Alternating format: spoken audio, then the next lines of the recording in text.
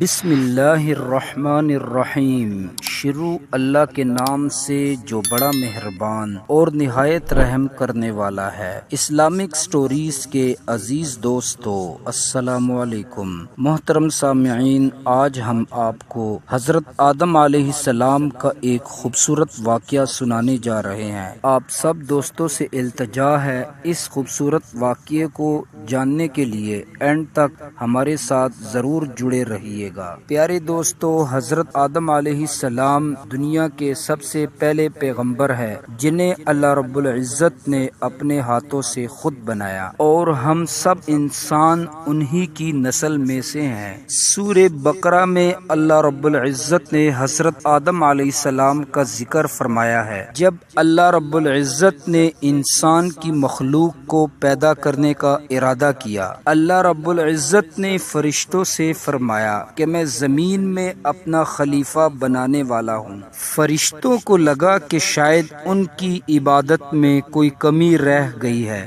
شاید اسی لیے اللہ رب العزت نے نئی مخلوق بنانے کا ارادہ کیا ہے۔ فرشتوں نے جنوں کی طرح ایک مخلوق بھی دیکھی تھی جو کہ زیادہ عقل نہیں رکھتے تھے، ہر وقت خون ریزی کرتے رہتے تھے۔ فرشتوں نے اللہ رب العزت سے کہا، اے رب کریم، ہم تیری پاکیزگی، حمد اور تسبیح کرتے رہتے ہیں، کیا تو ایسی مخلوق پیدا کرے گا جو زمین میں فساد کرے گی اور خون خرابہ کرے گی؟ اللہ رب العزت نے جواب میں فرمایا، جو کچھ میں جانتا ہوں وہ تم لوگ نہیں جانتے۔ فرشتے آپس میں ایک دوسرے سے کہنے لگے کہ اللہ رب العزت جو بھی مخلوق پیدا کرے گا وہ ہم میں زیادہ علم نہیں رکھتے۔ پھر اللہ رب العزت نے حضرت آدم علیہ السلام کو علم سے نوازا اور انہیں کچھ چیزوں کے نام سکھا دیے۔ پھر اللہ رب العزت نے حضرت آدم علیہ السلام کو فرشتوں کے سامنے پیش کیا اور فرشتوں سے فرمایا، اگر تم سچے ہو تو ان چیزوں کے نام بتاؤ۔ فرشتے کہنے لگے، ہم اتنا ہی علم جانتے ہیں جتنا تو نے ہمیں سکھایا ہے۔ پھر اللہ رب العزت نے حضرت آدم علیہ السلام سے فرمایا کہ تم بتا دو ان چیزوں کے نام۔ پھر جب حضرت آدم علیہ السلام نے ان چیزوں کے نام بتائے، اللہ رب العزت نے فرشتوں سے فرمایا، میں تمہیں کہتا تھا نا کہ میں آسمان اور زمین کے پوشیدہ چیزوں کو جانتا ہوں۔ پھر اللہ رب العزت نے فرشتوں سے فرمایا کہ حضرت آدم کو سجدہ کرو، تو وہ سب سجدوں میں گر گئے مگر ابلیس نے سجدہ نہیں کیا۔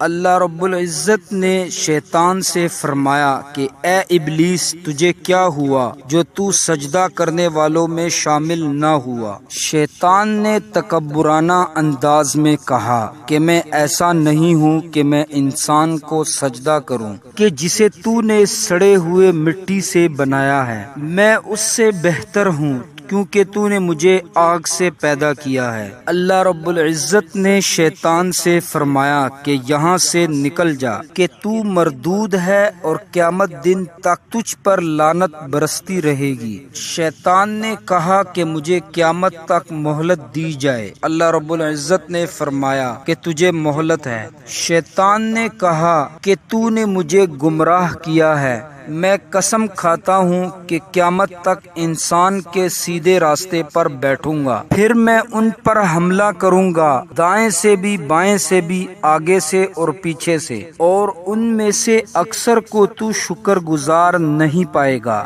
اللہ رب العزت نے اس سے فرمایا کہ تو یہاں سے نکل جا، ان میں سے جو تیرا کہنا مانے گا تو تم سب لوگوں سے میں جہنم کو بھر دوں گا۔ بے شک میرے خاص بندوں پر تیرا ذرا قابو بھی نہیں چلے گا۔ جنت کی سب نعمتوں کے باوجود حضرت آدم علیہ السلام اپنے آپ کو اکیلا محسوس کرتے تھے۔ پھر اللہ رب العزت نے حضرت حوا علیہ السلام کو بنایا تاکہ حضرت آدم علیہ السلام سکون پا سکے۔ اللہ رب العزت حضرت آدم علیہ السلام سے فرمانے لگے کہ اے آدم، تم اور تمہاری بیوی جنت میں ہی رہو، جہاں جہاں تمہارا جی چاہے تم کھا لیا کرو، مگر اس درخت کے پاس کبھی مت جانا ورنہ تم ظالموں میں سے ہوگے۔ پھر شیطان نے ان دونوں کے دل میں وسوسہ ڈالا کہ اللہ نے تم دونوں کو اس درخت سے اس لیے دور رکھا ہے کہ کہیں تم فرشتے نہ بن جاؤ اور ہمیشہ رہنے والوں میں سے نہ بن جاؤ۔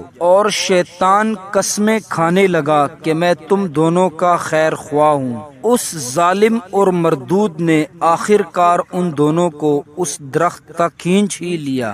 جب حضرت آدم علیہ السلام اور حضرت حوا علیہ السلام نے اس درخت کے پھل کو کھا لیا تو ان کے 70 کی چیزیں کھل گئی، تو وہ درخت کے پتوں کو توڑ کر اپنے آپ کو چھپانے لگے۔ پھر اللہ رب العزت نے فرمایا کہ میں نے تم دونوں کو اس درخت سے منع نہیں کیا تھا، اور تم سے یہ بھی کہا تھا کہ شیطان تمہارا کھلا دشمن ہے۔ حضرت آدم اور ان کی بیوی اللہ رب العزت سے کہنے لگے، اے رب کریم، بے شک ہم نے اپنے اوپر ظلم کیا، اور اگر آپ نے ہم دونوں کو نہ بخشا، ہم پر رحم نہ کیا تو ہم تو ضرور تباہ ہو جائیں گے۔ اللہ رب العزت فرمانے لگے کہ تم سب لوگ جنت سے نیچے اتر جاؤ، اب تم ایک دوسرے کے کھلا دشمن ہو، اور اب تمہارے رہنے کی جگہ زمین پر ہے، اب تمہیں وہیں پر زندگی گزارنی ہے،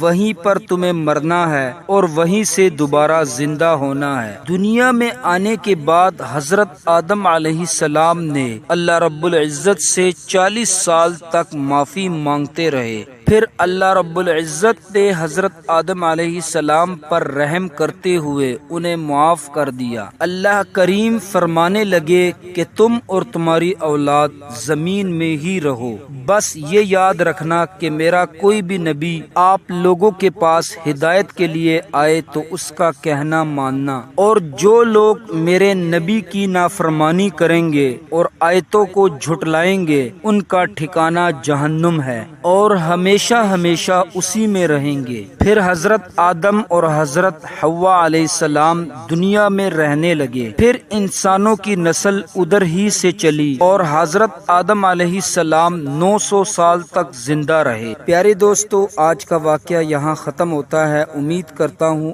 آپ کو پسند آیا ہوگا۔ جلدی سے لائک اور شیئر کر دے۔ کمنٹ باکس میں اپنے رائے کا ضرور اظہار کیا کریں، اس سے ہماری حوصلہ افزائی ہوتی ہے۔ ابھی کے لیے آپ سب سے اجازت چاہوں گا، اپنا بہت سارا خیال رکھیے گا۔ فی امان اللہ۔